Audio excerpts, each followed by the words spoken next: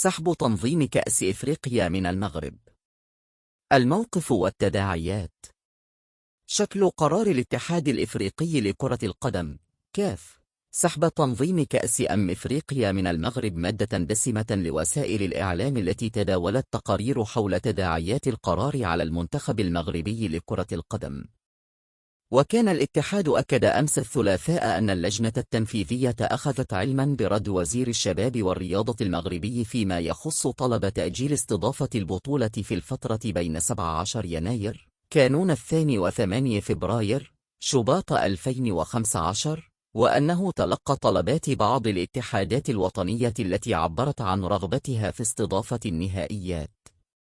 من ناحيته قال الوزير محمد أوزين للجزيرة إن بلاده لا يمكن أن تتدخل في قرارات الاتحاد الإفريقي، وأضاف شرطة تعليقا على قرار الأخير تجريد بلاده من استضافة النهائيات الإفريقية شرطة لا يمكن إلا نحترم هذا القرار.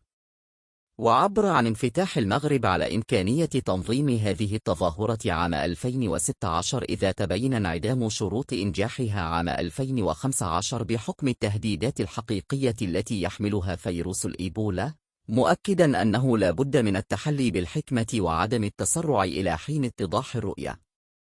من جانب آخر دعا أوزين إلى استحضار الأبعاد الإنسانية والصحية والتنظيمية في جانبها المتعلق بالفرق المشاركة وكيفية تدبير مسألة تنقل جماهير المشجعين.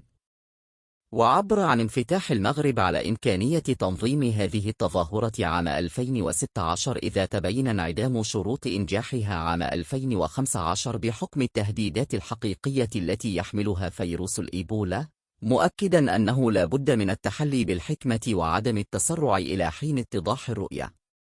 من جانب آخر دعا أوزين إلى استحضار الأبعاد الإنسانية والصحية والتنظيمية في جانبها المتعلق بالفرق المشاركة وكيفية تدبير مسألة تنقل جماهير المشجعين.